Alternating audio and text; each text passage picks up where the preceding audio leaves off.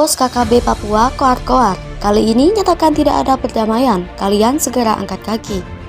Salah satu pimpinan KKB Papua, Fernando Warabai, baru-baru ini viral di media sosial. Dalam video yang beredar, tampak pimpinan KKB OPM itu berkoar-koar di hadapan pasukannya. Fernando Warabai menyerukan kata-kata provokatif yang menyebutkan bahwa Papua sebenarnya telah merdeka beberapa tahun lalu. Papua telah merdeka dari penjajahan pemerintah kolonial Indonesia. Kemerdekaan itu direbut dengan darah dan air mata para pejuang terdahulu.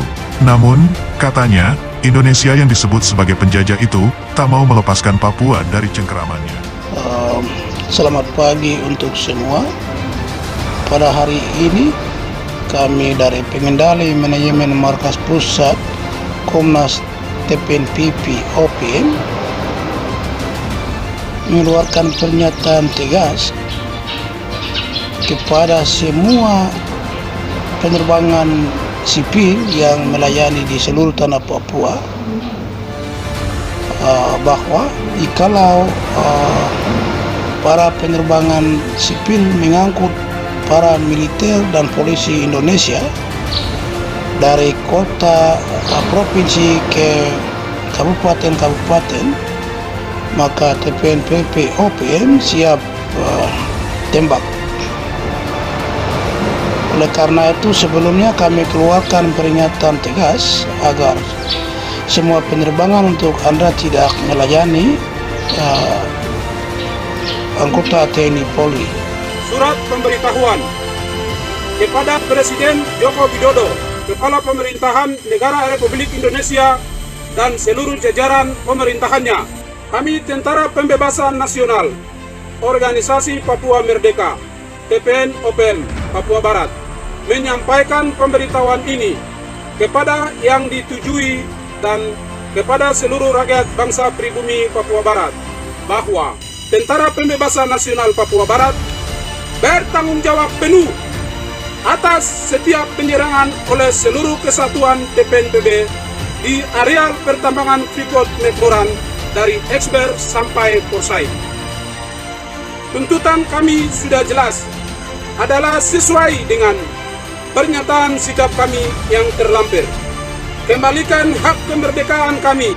Salah satu pimpinan kelompok separatis di Papua bernama Fernando Warabai muncul dalam sebuah video yang viral di media sosial. Dalam video tersebut, Fernando Warabai berkoar-koar menolak perdamaian di Papua.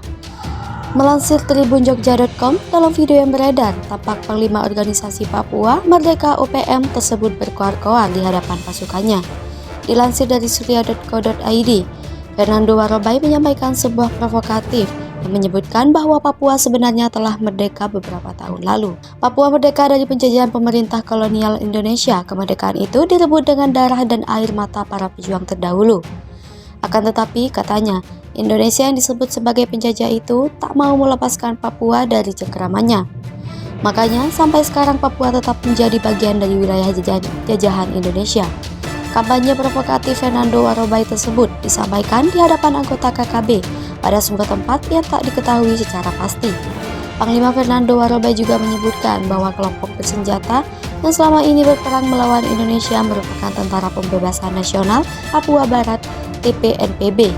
Kelompok ini katanya tak akan pernah berhenti melancarkan aksi apabila TNI dan Polri tak segera angkat kaki dari tanah Papua. Selagi TNI Polri tetap bercokol di tanah Papua, katanya, maka selama itu pula TNPB akan terus melancarkan perlawanan. Pada bagian lain dari video yang viral tersebut, Fernando Warabai juga menyebutkan bahwa Papua sebenarnya telah merdeka pada 1 Desember 1969.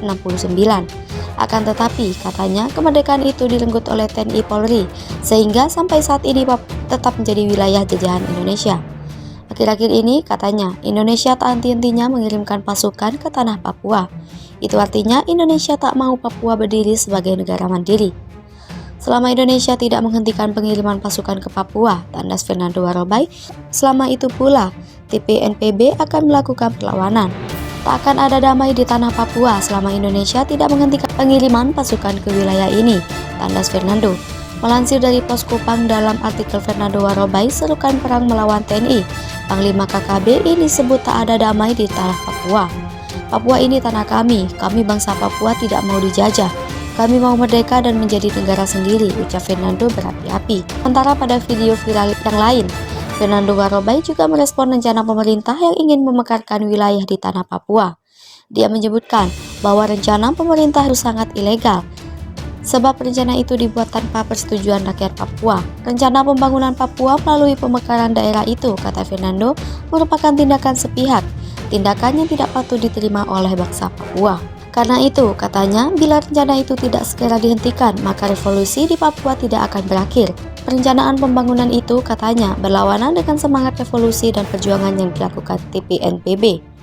Oleh karena itu, katanya, jikalau KKB tidak berhenti melakukan tindakan kekejaman, maka itu merupakan jawaban dari jawaban atas rencana pemerintah kolonial Indonesia. Tidak akan ada kompromi kalau Indonesia tidak segera angkat kaki dari Papua. Ini tanah kami, ini negeri kami.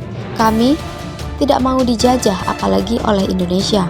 Fernando berulang kali menyebut Indonesia sebagai negara kolonial, karena baginya Indonesia merupakan penjajah atas tanah Papua. Rencana pemekaran dan pembangunan Papua Tengah dan Papua Utara juga harus dihentikan, sebab itu berlawanan dengan revolusi Papua. Ini tanah kami, tandas Fernando. Dilansir ABC Net Australia, Donbas atau Donbas mengaku bahwa pada wilayah Donetsk pada Luhansk di tenggara Ukraina.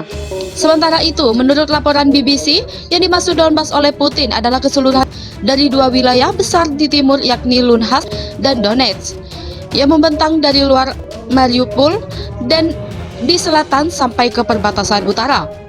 Daerah ini merupakan jantung industri yang sebagian besar penduduknya berbahasa Rusia. Di tempat inilah tumbuh kelompok separatis yang didukung Moskow yang memerangi pemerintah Ukraina selama 8 tahun terakhir. Sebelum invasi, Presiden Rusia Vladimir Putin bahkan menyatakan telah mengakui deklarasi kemerdekaan independen wilayah ini. Pemberontak separatis menguasai sekitar sepertiga wilayah Donbas sejak pertempuran dimulai pada 2014. Pertempuran tersebut dipicu penolakan Presiden Ukraina saat itu, Viktor Yanukovych, untuk menyetujui perjanjian perdagangan bebas bersama Uni Eropa (UE) dengan alasan ingin lebih dekat dengan Rusia. Pemerintah Ukraina berikutnya mengecualikan separatis yang didukung Rusia dari pembicaraan tentang wilayah Donbas, yang mana membuat marah Kremlin dan pemberontak. Insiden itu memulai ketegangan di wilayah Donbas, di mana para pemberontak memerangi pasukan Ukraina. Pada 24 Februari 2022, Kremlin meluncurkan operasi militer khusus di Donbas, tetapi kemudian berkembang menjadi invasi skala penuh ke Ukraina. Dalam beberapa minggu terakhir, setelah gagal menyebut Kiev, Kremlin mengatakan bahwa Donbas adalah tujuan utamanya dalam perang. Setelah menarik diri dari ibu kota, pasukan Rusia mulai berkumpul kembali dan memperkuat pasukan darat di timur Ukraina menjelang pertempuran besar. Pada Senin 18 April 2022 lalu, Sekretaris Keamanan Nasional Ukraina Oleksiy Danilov menginformasi perang di Donbas dan wilayah utara. Pagi ini, di hampir seluruh garis depan wilayah Donetsk Timur, Luhansk, dan Kharkiv, para penjajah berusaha menerobos pertahanan kami, kata Danilov. Menurut laporan BBC, keberhasilan Rusia menaklukkan Luhansk dan Donetsk akan memberi pencapaian perang terhadap Putin. Langkah selanjutnya, diperkirakan Kremlin akan mencaplok Donbas seperti yang dilakukan terhadap Crimea pada 2014. Jika skenario ini terjadi sebelum 9 Mei, Putin bahkan bisa merayakan hari kemenangan ketika militer Rusia masih menandai kekalahan Nazi Jerman pada tahun 1945. Pemimpin pro-Rusia di Luhansk beberapa waktu lalu sempat bicara soal referendum untuk bergabung ke Rusia. Sulit diketahui secara pasti jumlah pasukan Rusia yang kini bersiaga di dalam dan sekitar wilayah Donbas. Perkiraan awal menunjukkan jumlahnya bisa mencapai 60.000 tentara. Seorang pejabat senior pertahanan Amerika Serikat yang berbicara dengan syarat anonim mengatakan kepada The Associated Press bahwa menurut perkiraan Pentagon, sekarang ada 76 unit tempur Rusia yang dikenal sebagai kelompok taktis batalion di Ukraina Timur dan Selatan. Ini meningkat dari pekan lalu yang hanya sejumlah 65 unit. Dapat diartikan, kini ada sekitar 50.000 hingga 60.000 tentara berdasarkan keyakinan awal Pentagon bahwa unit tipikal memiliki 700 hingga 800 tentara. Amerika Serikat mengatakan Rusia juga membangun senjata dan pasukan saat berusaha mengepung wilayah tersebut. Juru bicara Pentagon, John Kirby, mengatakan Rusia telah menambahkan artileri, pasukan tempur darat, dan kemampuan lainnya dalam beberapa hari terakhir. Kami telah melihat Rusia terus mengalirkan enabler, kemampuan yang akan membantu mereka bertarung di Donbas ke depan, itu artileri, dukungan helikopter, penerbangan putar, enabler komando dan kontrol, kata Kirby. Pejabat pertahanan Amerika Serikat mengatakan jika pasukan Rusia berhasil mengambil kendali penuh atas Mariupol, mereka dapat membebaskan hampir selusin kelompok taktis batalion untuk digunakan di tempat lain di Donbas.